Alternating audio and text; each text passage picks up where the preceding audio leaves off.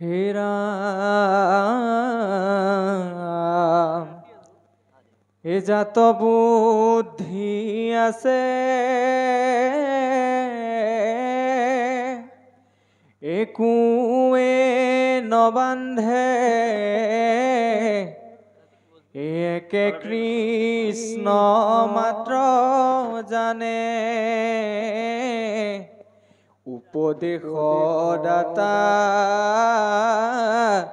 এই যিটো গুৰু হয় এই তাংকে হৰি বুলি মানে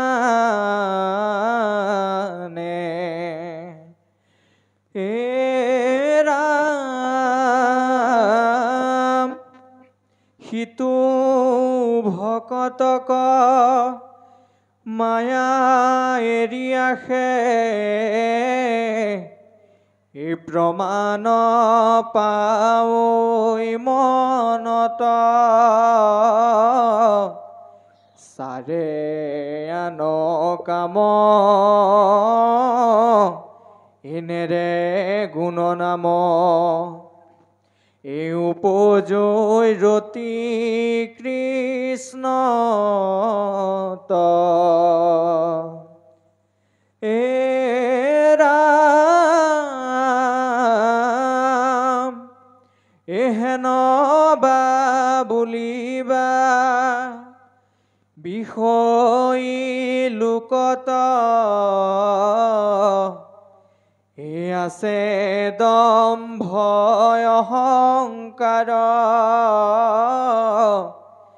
শিশবৰ কেন হৈবে কৃষ্ণত ভকতি অব্যভিচাৰ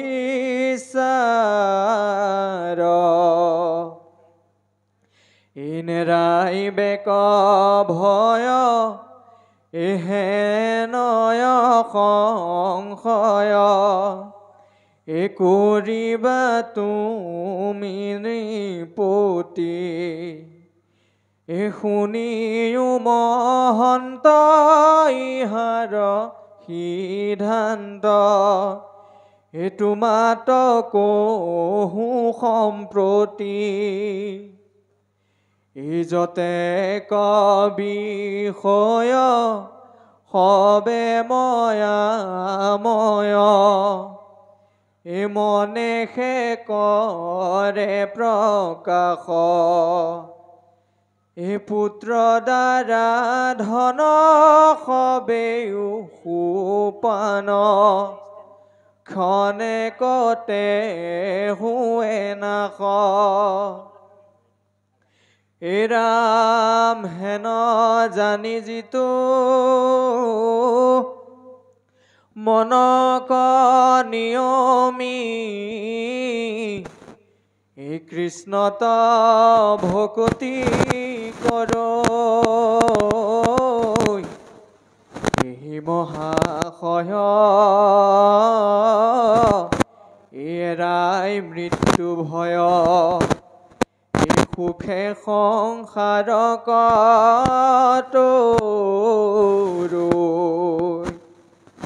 হে ৰাম পাছে ত্ৰিপৱৰ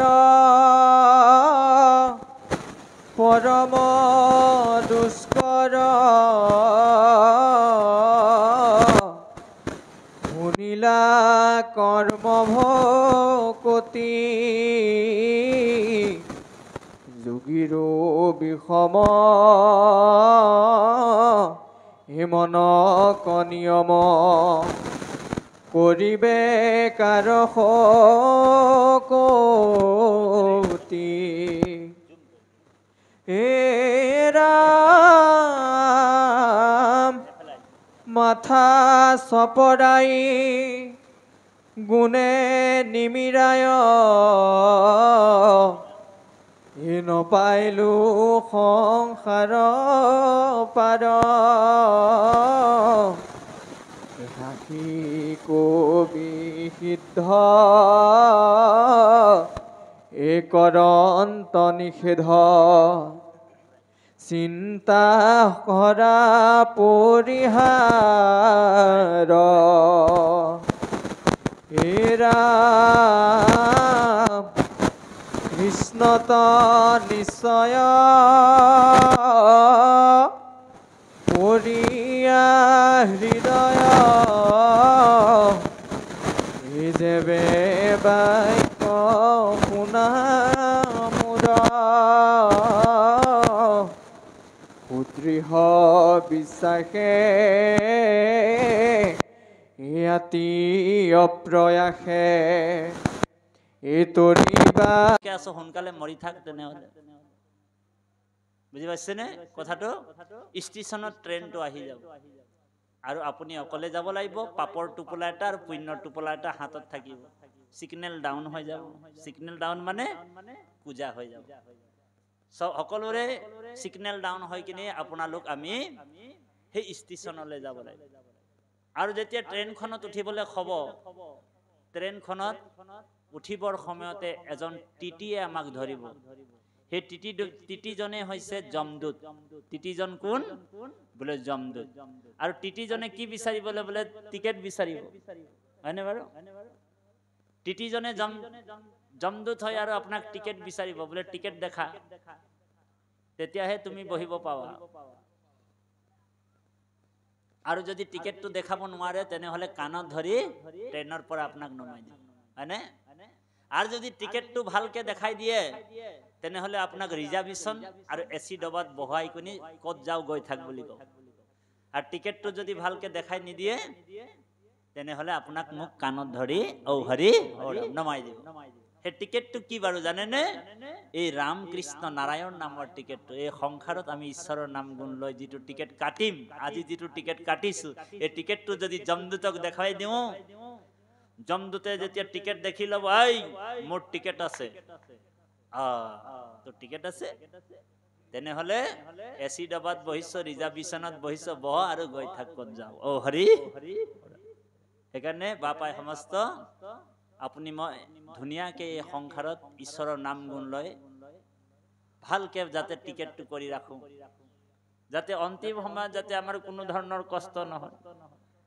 সেইকাৰণে কৈছে এই কাল নামৰ অজগৰটো এই গিলিম হৈছে কেতিয়া কোন দিনাখন হাতে বাটে ঘাটে প্ৰাণ লৈ ল'ব কোনো ঠিক নাই আজি কাইলে মৰিম বুলি আজিয়ে ভকতি কৰিব লাগিব কালি মোৰ জীৱনত কি হ'ব কোনো নাজানে জানে নেকি কোনোবা গ্যাৰান্টি ল'ব পাৰেনে আমি এই নামঘৰৰ পিছত আমি যদি নামঘৰৰ পৰা যেতিয়া ঘৰলৈ যাম আমি হয়তো ঘৰত হয়তো আমি সোমাব নোৱাৰিবও পাৰো ৰাস্তাতে যদি আমাক কাল নামৰ অজগৰটোৱে চাই আছে কোনটো সময়ত কুটুককে গিলি থৈ দিয়ে সাপে যেনেকে ভেকলি খায় সেইকাৰণে ভাগৱতত এটা দৰ্শন আছে যে শুনা সবা সদ পদ মহাভাগৱত ব্ৰহ্ম ভুৱনত নেৰাই মৰণৰ হাত ব্ৰহ্ম ভুৱনত মৃত্যুৰ হাত নেৰাই বুলি কৈছে যদি ব্ৰহ্ম লোক যায় মহাযত্ন কৰি ব্ৰহ্মাৰ ভুৱন পৰা কালে আনে ধৰি হয়নে দুৰন্ত কালৰ হাত নেৰাই একোমত তনু উপজন্তে মৃত্যু উপজে লগতে যেতিয়া আমি তনুটো পালো এই দেহাটো পালো সেইদিনাখন আমাৰ মৃত্যুটো নিশ্চিত হৈ আছে আমি বহিছো আমাৰ লগত মৃত্যু বহি আছে লগত কাষতে বহি আছে আমি থিয় হৈ দিম মৃত্যুৱে থিয় হৈ যাব আমি খোজ কাঢ়িম মৃত্যু আমাৰ পিছে পিছে যাব খালি সময় সুবিধা কোনোবাখিনিত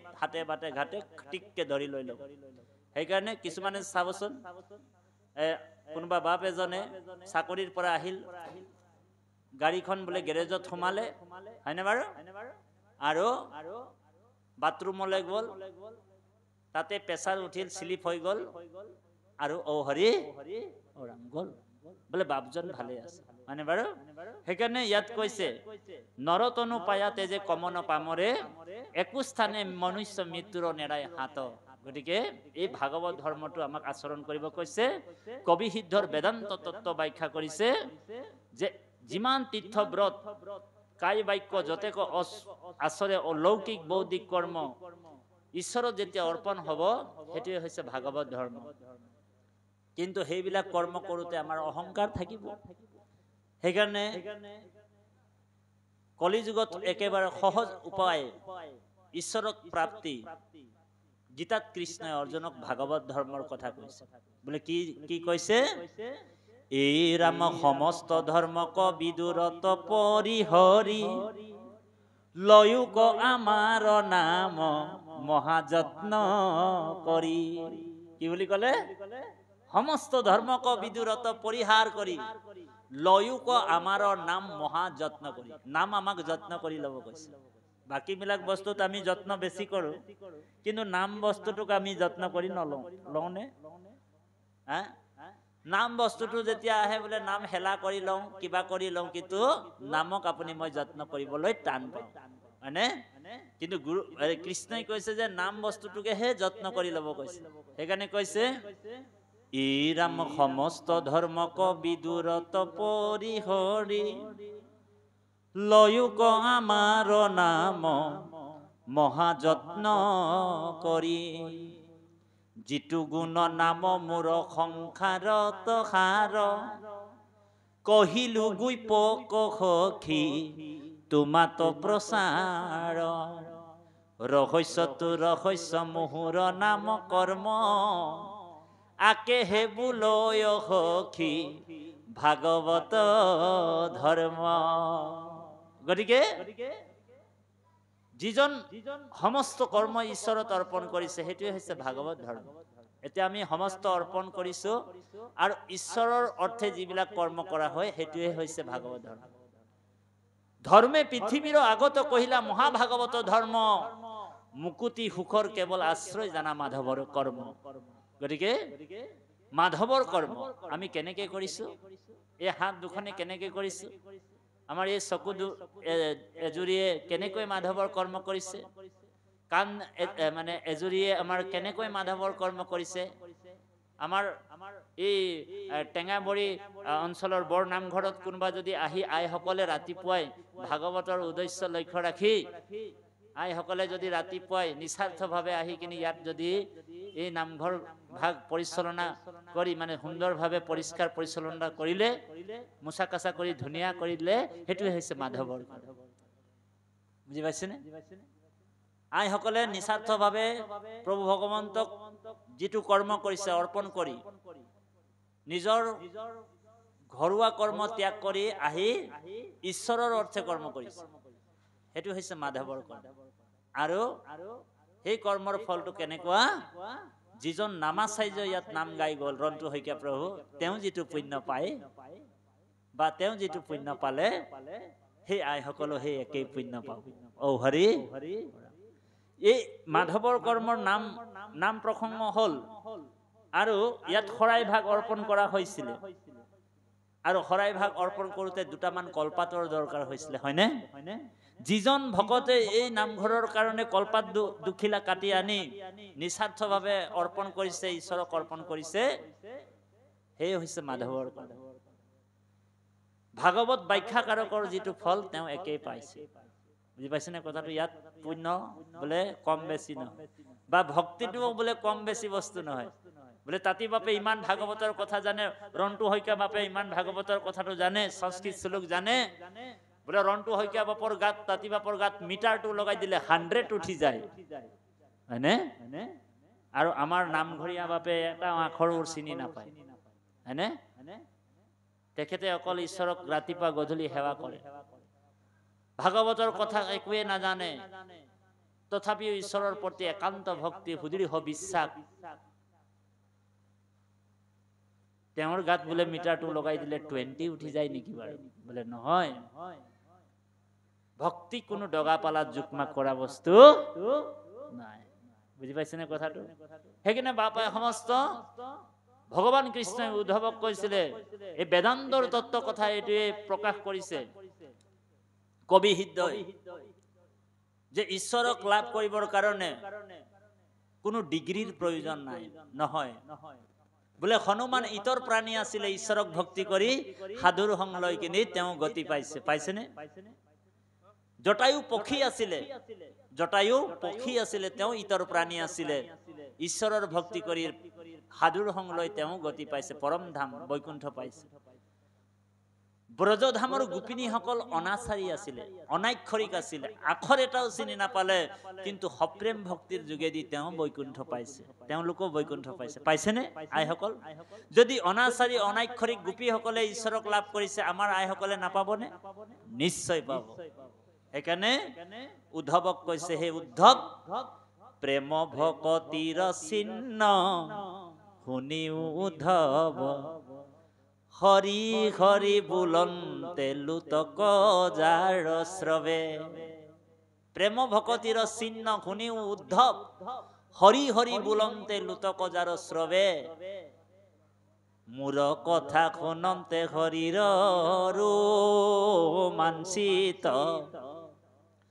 জানা তাৰ পৰম পবিত্ৰ ভৈলাচিত।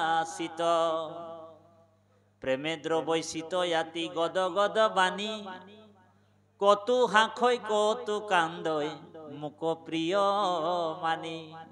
লাজ এৰি গাৱৈ গীত নাচৈ আনন্দত, জগত পবিত্ৰ কৰে হেহি হে ভকত।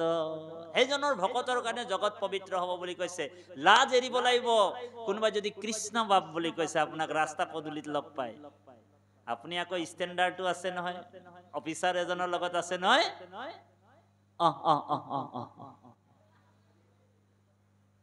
কৃষ্ণ নামত যাৰ প্ৰেম নাই, তেওঁ কোনো পদৰ যোগ্যতাও হ'ব নোৱাৰে। আচল পদটো হৈছে পৰম পদ বৈকুণ্ঠ, বাকী বিলাক পদ হৈছে অস্থায়ী। অস্থায়ী পদটোৰ কাৰণে মানুহে খোৱা কামোৰা লাগি থাকে, কিন্তু পৰম পদটো আমি যে ভগৱন্তই আমাক দিব, এই কথাটো অনুভৱেই কৰিব আপুনি মই নোৱাৰো, হয়নে প্ৰভু সমস্ত? সেইকাৰণে সেই পৰম পদলৈ যাবলৈ হলে কি কৰিব লাগিব? আমি একান্তভাৱে সপ্ৰেম ভক্তি ভগৱন্ত কৰিব লাগিব, গদগদ হৈ যাব লাগিব কৃষ্ণত। আমি কৃষ্ণত বিক্ৰী হৈ যাব লাগিব, নাম ধন দিয়া কিনা বনমালী, হয়নে বাৰু? গতিকে আমি পাঠভাগী অকণমান আগবঢ়াই নিবলৈ সেৱা জনালো। ব্যাখ্যাত তেনেকুৱা এটা কথা আহি যায়, পাঠকীসকল অকণমান অসন্তুষ্ট হয়,